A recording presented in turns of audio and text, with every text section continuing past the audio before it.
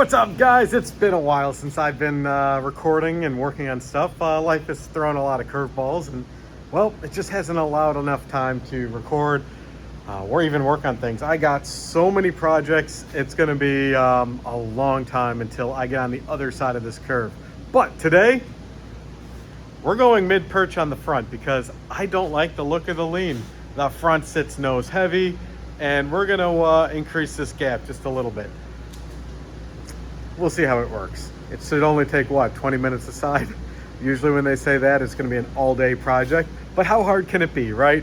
We just remove the tire, remove the lower control arm, and yeah, can't be that hard. Let's give it a shot. Now, before I do anything with the front, I want to take measurements. So let's see what the rear sits at. From ground to top of fender is about 43 inches. 42 7/8. So let's go to the front. What are we looking at here? I hope it's about 2 inches. I don't know. 42, hopefully it's around 40. 39 7/8, so right around 40. So we're 2 inches lower in the front than the rear. I've heard that if I go to mid-perch, it'll bring it up and we'll sit level. That's what we want.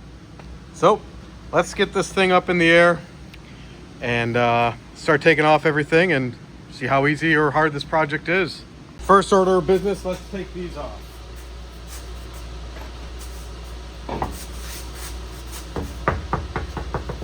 Next up, we want to take the sway bar end link off. I should have gotten new ones as this one looks disgusting and we have rocks in there.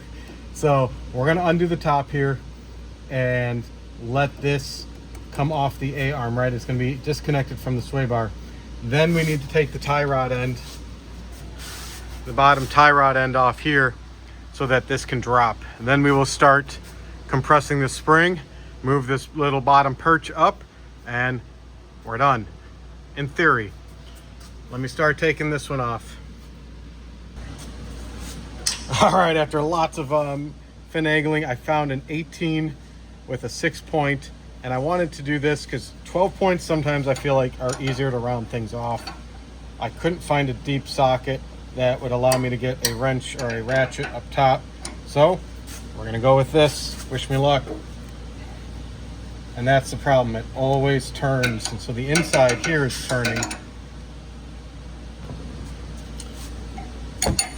So I know I went with a 6-point closed, but unfortunately that's not gonna work right now because I need to hold it with my vice grips.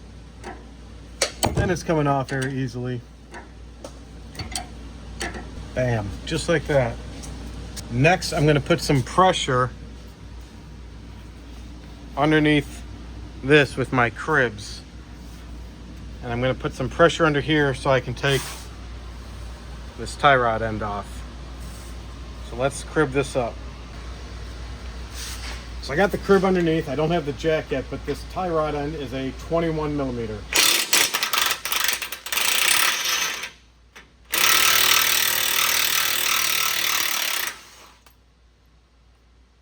Now we got to separate these, but I'm going to put some pressure on this so that it doesn't drop. Unfortunately, my tie rod tool does not work as I can't get this bottom jaw on the ends of the threads. It's just too big. So we're going to have to hit it with a hammer and hope that it separates. Let's give it a shot.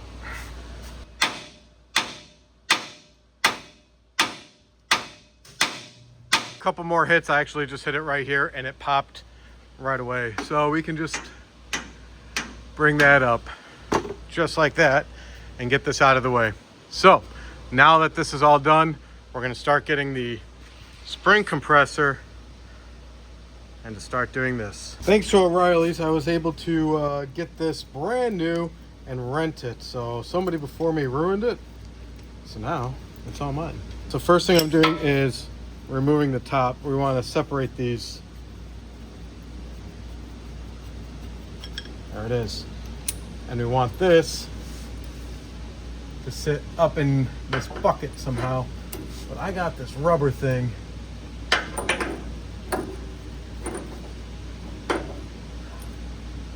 I'm gonna have to try to figure out Yeah, there is no way. That whole spring is covered.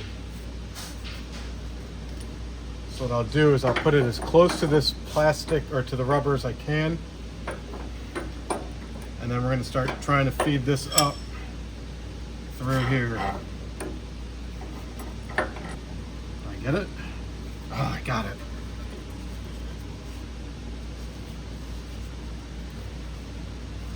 Problem is trying to get a socket on this.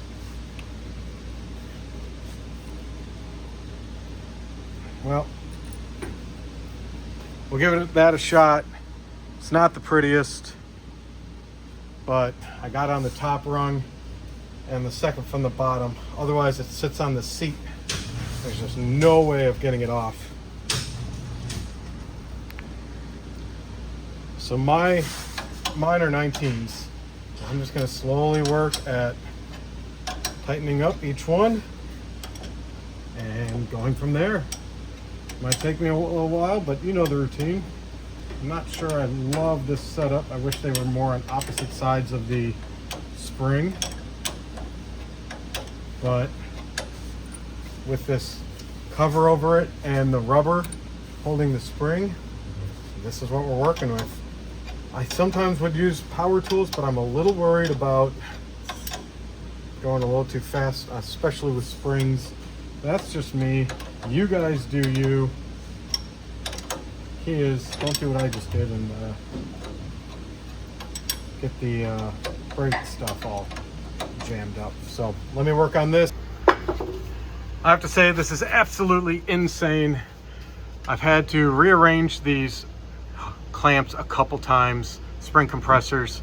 You have to get that one inside the bucket here. Flip this one so that the nub is on top. And mine is pretty corroded down here. I've had to PB blast this thing. There it is there.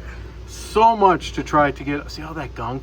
I gotta clean up all that, and it's kind of rusted and corroded down here. So I have it holding that up by my engine. If you remember watching the Mercedes video, I use this to hold the engine up. This is just to hold the clamp up, and I did this because this was stuck to this, and so every time I went to loosen it, everything would fall down and the whole weight. So I had to use this big crowbar to kind of break the suction or the corrosion here to just keep the spring up. Now, over on this side, there's a little set screw right there. Can you guys see it? Right there. It's underneath that plastic thing. That is a number 2.5, and that thing was corroded too. I was lucky I didn't break it off, but here we are trying to hold this up and get this blue bottom bracket up high enough to get to the next rung. So there's that clamp. I just have to move this up higher. I think I have the room here. Let's just get it up higher. Let's just say the passenger side went about 100 times faster, and then once I knew what to do, let's see what the new measurement is. We are at 41 7/8 or 42. So now we are perfectly level across the front and the rear. Once you kind of figure out what you need to do, and you can get that spring compressed and then move that bottom blue bracket up, I had to use a rubber mallet and a piece of wood to kind of unseat it. Now, I do live in the South, but that was pretty corroded on. So once you get it up, I used a lot of PB Blaster to kind of lube that up so that you can slide it easier. And once you could do all that, you could then get that set screw, soak that thing up real good. It was a number 2.5 Allen for me. I know it's pretty small, but it just felt like you were gonna break it or twist or something, but it worked out. And then move it all up, clean up that ring and the groove that it sits in real good, and then put it all back down, take off the springs, compressors. You're golden. Driver's side took about 2.5 hours. Passenger side took about 25 minutes. Once you figure out a routine, it goes much faster. So I hope you guys enjoyed this. I definitely can already tell I love the new look. I just like leveled trucks. It's just symmetrical, and I'm a symmetrical guy. So until next time, I got a few more things I want to do. I'll give you a quick preview. I like the running lights, the orange amber, the grills, the corner lights. I'm going to hook those up to auxiliary 4 on the inside. Gonna do that. And let's see. Well, that's gonna be the next project. The other one here, let me point you around, is the tailgate. I need to take off this and try to work on these latches. When I hit the handle back here, it takes me forever to get this down. Why? I don't know, but I need to take off this back cover and see if there's any adjustments that need to be made, because I'm afraid one day it's not going to open and anything that's back here is going to be stuck because I can't lift this up. So something's going to have to break. But until then, let's get this sorted out too. Thanks, like and subscribe. I appreciate you all.